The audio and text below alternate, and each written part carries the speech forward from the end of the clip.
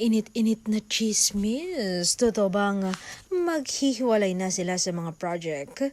Ang sikat na love team na Donbell, yan ang usap-usapan online, pero ayon sa aming narinig ay hindi po sila maghihiwalay. May dalawa nga silang project na gagawin this year. At ayon pa sa naririnig namin, marami-rami pa ang kanilang gagawin na mga project.